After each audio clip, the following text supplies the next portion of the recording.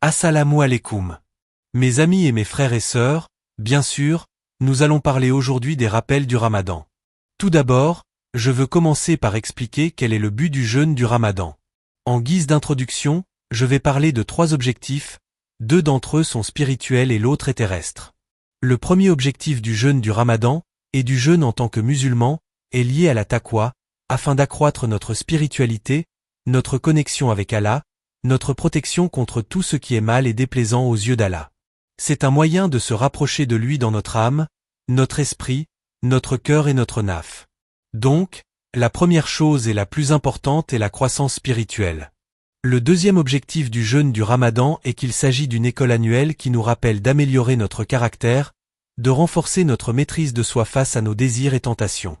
C'est pourquoi le prophète, paix et bénédiction sur lui, a dit: Je garantis une place au centre du paradis à celui qui excelle dans son bon comportement.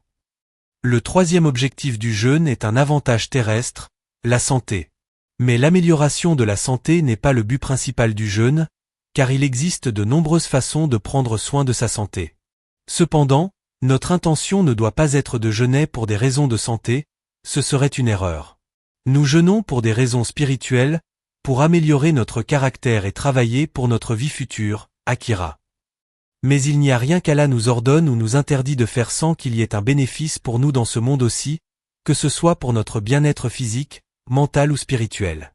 Commençons, Inch'Allah, par le premier aspect. Vous connaissez tous le verset du Coran où Allah dit: Ô vous qui avez cru, le jeûne vous a été prescrit comme il a été prescrit à ceux qui vous ont précédés afin que vous atteigniez la piété, taqwa. Sourate 2, 183. Cela signifie que le jeûne a pour but de nous rapprocher d'Allah et de renforcer notre piété. Allah dit également dans d'autres versets que le jeûne est limité à un nombre de jours. Ce ne sont que quelques jours comptés. Sourate 2, 184.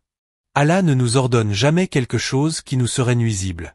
Parfois, les gens associent le jeûne à un danger parce que notre corps a besoin de nutriments. Mais Allah, qui nous a créés, c'est qu'il ne nous imposerait jamais quelque chose de nuisible. C'est pourquoi Allah dit dans le Coran qu'il y a des exceptions.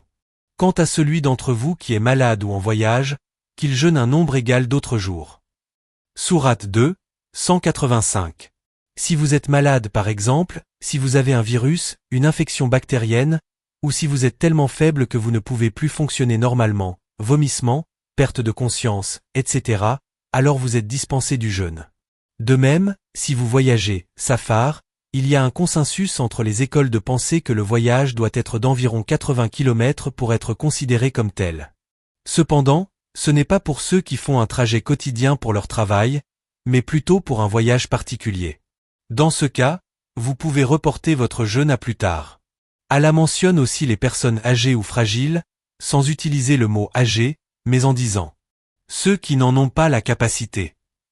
Cela inclut toutes les personnes faibles, qu'il s'agisse d'un handicap, d'une maladie chronique, comme un diabète sévère, ou de toute autre condition de santé qui rendrait le jeûne dangereux. Un musulman doit consulter un médecin compétent à ce sujet, pas un imam ou un cheikh.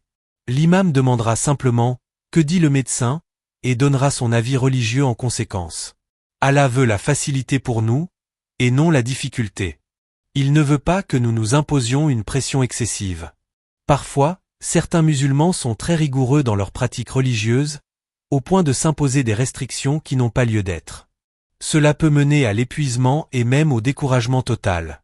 D'autres, à l'inverse, négligeant complètement les règles et ne se préoccupent pas de savoir ce qui annule ou non leur jeûne.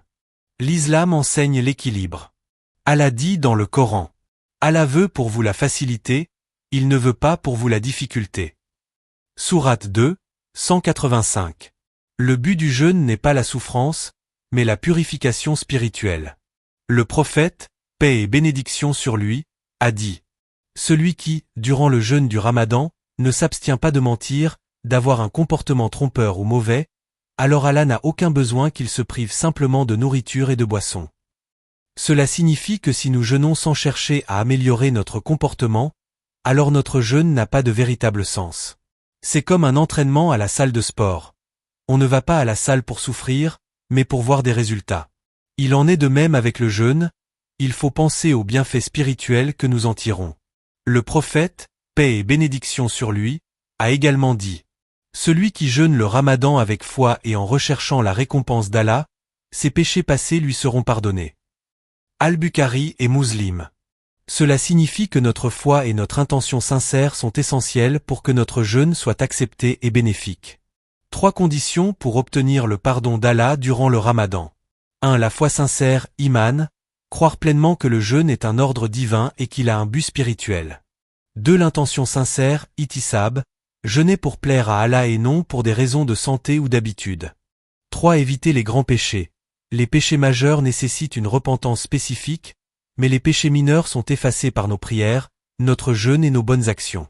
Le prophète, paix et bénédiction sur lui, a dit: d'une prière à une autre, d'un vendredi à un autre, et d'un Ramadan à un autre, Allah efface les péchés commis entre ces périodes, à condition d'éviter les péchés majeurs. Muslim. Conclusion. Le Ramadan est une période de purification spirituelle, de maîtrise de soi et de renforcement du lien avec Allah. Ce n'est pas une simple privation de nourriture et d'eau, mais une opportunité de transformation intérieure. Que ce Ramadan soit pour nous tous un moment de rapprochement avec Allah, d'amélioration de notre caractère et d'élévation spirituelle. Que Allah accepte notre jeûne et nos prières. Amin. Vous savez, quand il dit un homme ou même une femme, car lorsque nous disons un homme, cela inclut aussi une femme. Dans leur famille, ils disent parfois des mots qu'ils n'auraient pas dû dire, ils agissent d'une certaine manière envers leur mari, leur femme, leurs enfants ou leurs parents qu'ils n'auraient pas dû avoir. Ce sont de petites choses temporaires, ou bien ils ont dit quelque chose qu'ils n'auraient pas dû dire à leurs voisins, ou encore ils ont causé un tort mineur à leurs voisins. Ce sont des exemples mineurs. Il a dit que les prières, le jeûne et la zakat, la charité que vous donnez, effacent ces péchés. Ce sont des choses qui ne restent pas longtemps. Mais pour les péchés majeurs comme le vol, la consommation d'alcool, les drogues, l'adultère, la fornication, l'usure bancaire, les intérêts, nous ne parlons pas ici des personnes qui sont dans une situation de nécessité extrême, mais bien de ceux qui prennent cela à la légère, sans aucune considération. Ou encore ceux qui accusent faussement d'autres personnes de crimes graves, mettant ainsi leur vie en péril. Ce sont tous des péchés majeurs, pour lesquels une personne doit se repentir. Le Ramadan et la multiplication des bonnes actions. Beaucoup de gens me demandent, dans le Ramadan, les bonnes actions sont-elles multipliées? Si je dis la vérité en Ramadan, est-ce que cela vaut 1000 bonnes actions au lieu d'une seule? Si je prie en Ramadan, est-ce que cette prière vaut 27 fois plus? La réponse est la suivante. Tout au long de l'année, Allah multiplie les bonnes actions en fonction de l'intention et de la sincérité de chacun. Cela peut arriver à n'importe quel moment, pas seulement en Ramadan. Allah regarde votre intention, votre sincérité et la manière dont vous accomplissez la bonne action, puis il la récompense en conséquence. Par exemple, une prière que j'ai faite hier peut valoir 100 récompenses, alors que la même prière faite par quelqu'un d'autre pourrait valoir 1000 récompenses, car Allah juge selon nos cœurs et nos efforts. Ainsi, une petite action faite avec sincérité peut avoir plus de valeur qu'une grande action faite sans réelle intention. En Ramadan, ce n'est pas le nombre des bonnes actions qui est multiplié, mais leur valeur qui est plus grande aux yeux d'Allah. C'est comme une monnaie. Dans certains pays, 1 million de leur monnaie peut valoir seulement $1 australien, alors que dans un autre pays, un seul euro peut valoir 10 millions de leur monnaie. Le Ramadan est comme une monnaie précieuse. La valeur de vos actions est plus grande, même si leur nombre ne change pas. Les bonnes et mauvaises actions en Ramadan. Si les bonnes actions ont plus de poids en Ramadan, alors les péchés aussi sont plus graves. Il y a des gens qui entrent dans le Ramadan et en ressortent avec tous leurs péchés effacés, leur foi renforcée, et leurs actions pleines de valeur. Mais d'autres entrent dans le Ramadan et en ressortent plus proches de l'enfer, car ils ont gaspillé ce mois en commettant des péchés. Certains utilisent le Ramadan pour se livrer à des péchés majeurs, perdent leur temps et s'engagent dans des activités illicites après avoir rompu leur jeûne. Les bonnes actions ne sont pas multipliées en nombre, mais leur valeur augmente. De la même manière, les péchés ne sont pas multipliés, mais leur gravité est plus grande. Les 5 principales formes d'adoration en Ramadan. Il y a 5 principales actions d'adoration que nous devrions faire en Ramadan. 1. Les prières supplémentaires. Aussi vous ne faites que les 5 prières obligatoires, ajoutez des prières surérogatoires. Il y a 12 prières surérogatoires dans la journée qui sont unanimement reconnues. 2. Le dhikr, les invocations et le rappel d'Allah. Au télécharger l'application Forteresse du musulman, et réciter les invocations du matin et du soir. 3. Lire et vivre avec le Coran. Au Ramadan est le mois du Coran. Il a été révélé dans ce mois. Au l'ange Jibril descendait chaque Ramadan pour réviser le Coran avec le prophète. Aussi vous savez bien lire le Coran, essayez de le terminer au moins une fois en Ramadan. Aussi vous avez des difficultés, récitez ce que vous pouvez, même en mémorisant des petites sourates. Chaque lettre du Coran rapporte au moins 10 récompenses, voire jusqu'à 70 fois plus. 4. Donner en charité. Donner ne signifie pas seulement donner de l'argent. Cela inclut donner de son temps, être bienveillant, pardonner, aider les autres, apporter du bonheur aux gens, etc. 5. Améliorer son caractère. Ramadan est une école pour s'améliorer. Travailler sur votre langue, évitez le mensonge, les commérages et les mauvaises paroles. Évitez les suspicions et les jugements hâtifs sur les autres. Concentrez-vous sur vous-même plutôt que sur la vie des autres. Les bienfaits physiques et spirituels du jeûne. Le jeûne n'apporte pas seulement des bénéfices spirituels, mais aussi des bienfaits physiques et émotionnels. Au début du jeûne, on ressent de la fatigue, car le corps s'adapte. Mais après quelques jours, le corps commence à se renforcer, l'immunité s'améliore et l'esprit devient plus clair. Il existe de nombreuses études scientifiques sur le jeûne sec, sans eau ni nourriture, qui montrent ses bienfaits sur la santé physique et mentale. Le jeûne nous apprend également à gérer nos émotions et à développer notre intelligence émotionnelle et spirituelle. Le jeûne est le développement du système immunitaire. Lorsque votre système immunitaire se développe à la 2e étape, vous ressentez encore un peu de fatigue, mais le mal de tête commence à disparaître. Ensuite, à la 3e étape, votre système immunitaire commence à attaquer les toxines présentes dans votre corps, comme les bactéries résiduelles, les microbes et même les virus qui sont restés dans l'organisme. Il existe aussi des substances appelées cytokines. Je ne sais pas si vous connaissez ce terme, mais ce sont des substances chimiques qui envoient des messages à votre système immunitaire lorsqu'il combat des infections.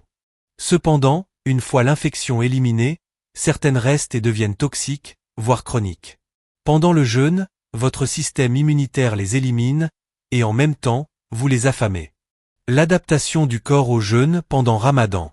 Par la grâce d'Allah, vers les 10 derniers jours du Ramadan, votre corps s'adapte complètement au jeûne. Votre niveau d'énergie se stabilise, et vous vous sentez capable d'en faire plus. Bien sûr, cela varie d'une personne à l'autre en fonction de son état de santé. Lorsque les 10 derniers jours arrivent, que nous a conseillé le prophète? D'augmenter ou de diminuer nos efforts. D'augmenter, bien sûr. Car Allah et son messager savent que le corps s'est maintenant adapté et que nos niveaux d'énergie sont meilleurs. Nous ressentons cela nous-mêmes. À la fin du mois, nous nous sentons plus forts, et c'est pourquoi nous nous investissons davantage dans les adorations des 10 dernières nuits. Mais dès que le Ramadan se termine, nous revenons à nos disputes sur l'observation de la lune. Avant le Ramadan, nous avons beaucoup d'énergie pour débattre de la date du début, et à la fin, nous avons de nouveau de l'énergie pour débattre de la fin du mois. L'intelligence émotionnelle pendant le jeûne. Lorsque vous êtes fatigué à cause du jeûne, votre intelligence émotionnelle s'améliore. Pourquoi? Parce que si vous jeûnez avec la bonne intention, vous commencez à mieux vous maîtriser. Cette dispute que vous avez eue avec votre femme, votre mari, vos enfants, vos parents, votre voisin, ou même cet automobiliste qui vous a coupé la route. Tout cela, vous apprenez à mieux le gérer en Ramadan. Vous apprenez à ne pas perdre votre calme dans la circulation, à ne pas klaxonner ni insulter quelqu'un, à ne pas vous énerver au centre commercial quand un caddie bloque votre chemin. Cela arrive surtout dans les premiers jours du Ramadan, quand l'anxiété monte juste avant l'heure du ftour. Vous avez l'impression que quelque chose de terrible va se produire si vous ne prenez pas votre première bouchée exactement à l'heure. Mais si vous changez votre état d'esprit et que vous vous préparez dès maintenant en vous disant « L'an dernier, j'ai réagi de telle manière. Cette fois-ci, je vais faire mieux. Je ne vais pas perdre patience si je suis en retard. Je vais garder une bouteille d'eau et quelques dattes dans ma voiture, et je romprai mon jeûne simplement. » La maîtrise de soi et le renforcement du caractère. Frères et sœurs, si vous résistez et que vous vous améliorez pendant votre jeûne, votre intelligence émotionnelle et votre maîtrise de soi vont s'améliorer. C'est comme pour les muscles, lorsque vous leur imposez une forte résistance, ils se renforcent. Ensuite, vous êtes fiers de vous. Il en va de même pour votre caractère. Les bienfaits du jeûne selon la science. Mon domaine est la science, donc j'aime parler des aspects scientifiques du jeûne. Nous vivons dans une société occidentale et nous sommes très présents sur les réseaux sociaux, où certaines personnes cherchent des défauts à l'islam et au ramadan. Ils disent « Vous êtes fou de jeûner. Vous vous déshydratez, c'est mauvais pour la santé. » Mais réfléchissons un instant. Il y a près de 2 milliards de musulmans dans le monde, qui jeûnent chaque année depuis plus de 1400 ans. Où sont les gens qui meurent à cause du jeûne? Où sont ceux qui finissent déshydratés et dans les tombes? Cela montre bien que ce ne sont pas le jeûne et la déshydratation qui posent problème, mais d'autres facteurs. Il est ridicule d'affirmer des choses sans réfléchir. Les recherches scientifiques sur le jeûne. Regardons maintenant certaines études revues par des pairs. Il existe une étude publiée en 2024 intitulée « Le jeûne sec de l'aube au crépuscule diminue les cytokines inflammatoires circulantes ». Ces cytokines sont des substances qui favorisent l'inflammation dans le corps. Une autre étude s'intitule « Les effets du jeûne sec diurne sur l'hydratation et le métabolisme du glucose ». Toutes ces recherches concluent qu'il n'y a aucun effet négatif de la déshydratation causée par le jeûne, et au contraire, elles mettent en avant ses bienfaits. Allant du Lia, tout cela prouve que suivre la sunna apporte des bienfaits extraordinaires. Le repas du suor et ses bienfaits. Le prophète a dit qu'il y a une bénédiction, baraka, dans le suor. Mais que signifie vraiment baraka? En arabe, cela signifie ce qui dure, ce qui reste. Avoir de la baraka dans quelque chose signifie que son bienfait perdure. Par exemple, et si vous donnez en aumône, votre richesse aura de la baraka. Et si vous gagnez de l'argent de manière halal, votre richesse aura de la baraka. Et si vous vous mariez de manière halal, votre mariage aura de la baraka. Cela ne signifie pas forcément qu'Allah vous donnera plus d'argent ou vous rendra surhumain, mais cela veut dire que le bien dans cette chose durera. Comment optimiser le saour pour une meilleure santé? Et manger tard, mais pas au dernier moment avant l'azan du fajr. Et manger des aliments sains et éviter les aliments frits, gras et trop sucrés. Et pour rester hydraté, buvez de l'eau avec une pincée de sel de l'Himalaya. Ce sel est meilleur que le sel de table ordinaire et aide à retenir l'eau dans votre corps. Et consommez des électrolytes naturellement présents dans les bananes, les pommes de terre et les œufs. Comment bien rompre le jeûne? Ne remplissez pas trop votre estomac d'un coup. Et évitez les aliments transformés au moment de la rupture du jeûne. Et attendez environ 15 minutes avant de manger en grande quantité, car le cerveau met du temps à envoyer le signal de satiété. Et il est recommandé de manger quelque chose de nourrissant avant de prier Maghrib, plutôt que de rompre le jeûne uniquement avec une date et de manger après la prière. Et après Maghrib, ne mangez pas en excès pour éviter de perdre les bienfaits du jeûne. Le jeûne a un impact profond sur votre corps. Comme je vous l'ai déjà expliqué, certaines cellules de votre système immunitaire, appelées cytokines, peuvent devenir inflammatoires si elles restent trop longtemps dans votre corps. Elles génèrent ainsi des toxines. Mais lorsque vous jeûnez, vous les affamez et elles finissent par mourir, ce qui permet d'éliminer les toxines de votre organisme. Un autre effet bénéfique du jeûne est l'activation des macrophages. Avez-vous déjà entendu parler des macrophages? Ce sont des cellules du système immunitaire qui fonctionnent comme un camion poubelle. Elles attaquent les bactéries, les virus et les microbes, les absorbent et les expulsent du corps. Si elles restent trop longtemps dans votre organisme, elles peuvent également provoquer une inflammation, mais le jeûne contribue à les réguler. Le jeûne favorise aussi la croissance des microbiomes, qui sont les bonnes bactéries de votre corps. Ces bactéries bénéfiques aident à régénérer les cellules et les organes endommagés et jouent un rôle crucial dans la protection contre les infections. Contrairement aux mauvaises bactéries, elles survivent au jeûne et renforcent votre système immunitaire. En outre, le jeûne augmente votre résistance au stress. Nous vivons tous des périodes de stress, et cela peut nuire à notre bien-être. Mais saviez-vous que le jeûne réduit le stress et renforce votre capacité à y résister? Observez votre propre comportement. Quand vous êtes affamé, vous avez moins d'énergie pour vous préoccuper de futilités. Bien des choses qui nous dérangent en temps normal nous paraissent insignifiantes lorsque nous avons faim. Le jeûne nous aide ainsi à mieux gérer nos émotions. Le jeûne a également un effet antioxydant. Il combat les molécules oxydées, appelées radicaux libres, qui circulent dans votre corps et provoquent des dommages cellulaires et tissulaires.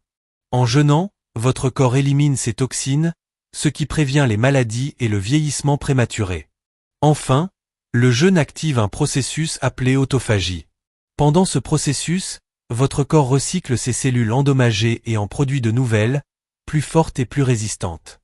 C'est pourquoi vous vous sentez revitalisé après un certain temps de jeûne. Certaines personnes disent ne pas ressentir ces bienfaits. Cela peut s'expliquer par plusieurs raisons. Soit leur alimentation est déséquilibrée, ce qui annule les effets du jeûne, soit elles ne se sont pas préparées correctement. À l'époque du prophète, paix et bénédiction sur lui, les compagnons s'entraînaient à jeûner avant l'arrivée de Ramadan. Ainsi, lorsqu'ils entraient dans ce mois béni, leur corps était déjà habitué et ils ressentaient davantage les bienfaits du jeûne. C'est aussi pour cela qu'après Ramadan, on nous recommande de jeûner 6 jours supplémentaires en Shawwal.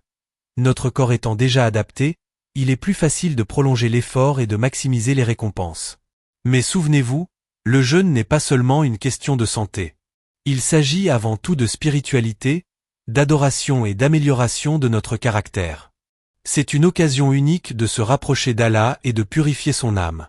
Le prophète, paix et bénédiction sur lui, a un jour gravi le minbar et a dit « Amin » 3 fois. Ses compagnons lui ont demandé pourquoi, et il leur a expliqué que l'ange Jibril, Gabriel, était venu à lui et avait invoqué contre 3 catégories de personnes. 1. Celui qui a ses parents encore en vie et ne profite pas de cette opportunité pour obtenir le paradis par leur satisfaction. 2. Celui qui entend le nom du prophète, paix et bénédiction sur lui, sans envoyer de salutations sur lui. 3. Celui qui atteint Ramadan et ne parvient pas à obtenir le pardon d'Allah. Ne soyons pas de ceux qui gaspillent cette immense bénédiction. Ramadan est une opportunité précieuse, profitons-en pour purifier nos cœurs, renforcer notre foi et améliorer notre comportement. Que Allah nous accorde un Ramadan béni et nous permette d'en tirer tous les bienfaits, tant sur le plan spirituel que physique.